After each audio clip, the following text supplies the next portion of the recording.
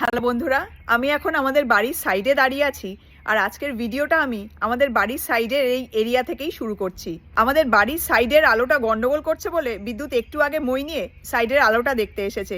এই যে বিদ্যুৎ এখানে দাঁড়িয়ে আছে, আর এই গলিতে ঢোকার মুখেই ও একটা দারুণ জিনিস দেখেছে, কিন্তু ওর হাতে কোনো ক্যামেরা ছিল না দেখে ও রেকর্ড করতে পারিনি। কিন্তু আমাদের বাড়ির চারিপাশে যে সিকিউরিটি ক্যামেরাগুলো আছে সেগুলোতে ঘটনাটা রেকর্ড হয়েছে। তোমরা আগে দেখো যে কি ঘটনা ঘটেছে, তারপর তোমাদের সাথে আবার কথা হচ্ছে। এই দেখো, একটু আগে এই দারুণ ঘটনাটাই ঘটেছে।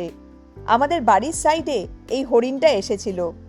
আমাদের এখানে তো প্রচুর হরিণ আছে, এর আগেও আমি অনেক ভিডিওতে তোমাদের হরিণদের ঘোরাফেরা দেখিয়েছি। এই স্প্রিং টাইমে হরিণদের সব থেকে বেশি দেখা যায়, কারণ শীতের পর ওরা নতুন সবুজ গাছপালার সন্ধানে ভীষণ অ্যাক্টিভ হয়ে চারিদিকে ঘুরে বেড়ায়।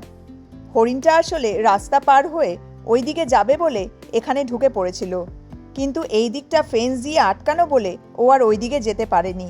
আর বিদ্যুতের হাতে মই দেখে ওই দেখো, ওই দিকে ও দৌড়ে পালিয়ে গেল। এই যে দেখো, বিদ্যুৎ মইটা নিয়ে জাস্ট এখানটায় এসছে, আর তখনই হরিণটা এখান দিয়ে পালিয়ে গেল। তোমাদের সাথে কথা বলে বাড়ির ভেতরে গেছি, আর তার কিছুক্ষণ বাদেই জানলা দিয়ে দেখি যে হরিণটা এখানে এসে ঘাস আর গাছের পাতা খাচ্ছে। অনেকক্ষণ এখানে দাঁড়িয়েছিল, তো সেই সুযোগে আমিও জানলা দিয়ে একটু ক্লিপ নিয়ে নিয়েছি। তোমরা অনেকেই মাঝে মধ্যে কমেন্ট করে আমাকে বলো যে আমাদের বাড়ির চারিপাশে এত গাছপালা, এত জঙ্গল রয়েছে, আমাদের ভয় লাগে না? এখান দিয়ে কোনো অ্যানিমালস বেরিয়ে আসে না? এখানে তো প্রচুর অ্যানিমালস আছে, আমরা মাঝে মধ্যেই দেখতে পাই। তোমাদের সাথেও শেয়ার করেছি এর আগে ভিডিওতে যে এখানে আর্মাডিলো আছে, এখানে রাকুন আছে, এখানে পসাম আছে, হরিণ তো আছেই, কচ্ছপ আছে। কচ্ছপ বাড়িতে এসেও গেছিলো, সেটাও তোমাদের সাথে শেয়ার করেছি।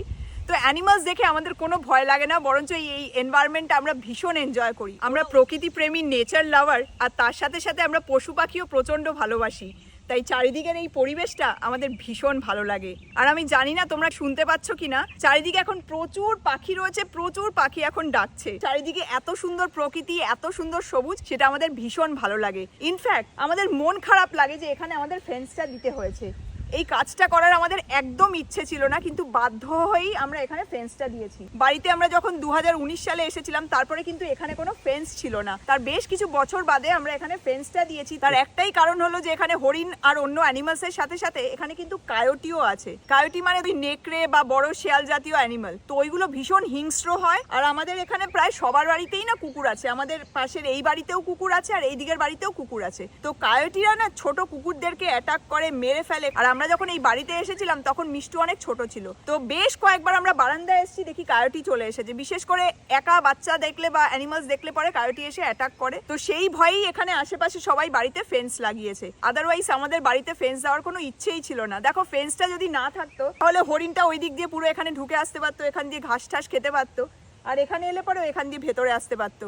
হরিণ কিন্তু এমনিতে খুব ফ্রেন্ডলি হয়, মানে এখানে চারিদিকেই হরিণ ঘুরে বেড়ায়, তোমাদেরকে আমি আগেও দেখিয়েছি। আর মানুষ দেখে খুব একটা ভয় পায় না ওরা, কারণ হরিণগুলো জানে যে এখানকার মানুষ ওদের ক্ষতি করবে না, সেজন্যই ওরা এখানে নির্ভয়ে ঘোরে। কিন্তু এত মন খারাপ লাগে, এই ফেন্সটা দেওয়ার আমাদের একদম ইচ্ছে ছিল না, কিন্তু বাধ্য এই কায়োটির ভয়েই আমাদের এই ফেন্সটা দিতে হয়েছে, এই কাজটা করতে হয়েছে। তো চারিদিকে এত গাছপালা, এত সবুজ আছে বলেই আমাদের বাড়িতে মাঝে মধ্যেই নানান ধরনের অ্যানিমালস চলে আসে। যেমন আজকে বাড়িতে হরিণ এসেছিল, আর যখনই এরকম অ্যানিমালস ঢুকে যায় বাড়িতে, তখনই আমি চেষ্টা করি ভিডিওর মাধ্যমে সেটা তোমাদের সাথে শেয়ার করতে, যেমন আজকে শেয়ার করলাম। আজকে হরিণ দেখে তোমাদের কেমন লাগলো কমেন্ট করে সেটা অবশ্যই জানিও। তো যাই হোক, আমরা এখন ভেতরে যাই। তোমরা সবাই খুব ভালো থেকো, সাবধানে থেকো। তোমাদের সাথে পরের মোমেন্টসে আবার কথা হবে। Take care, bye by.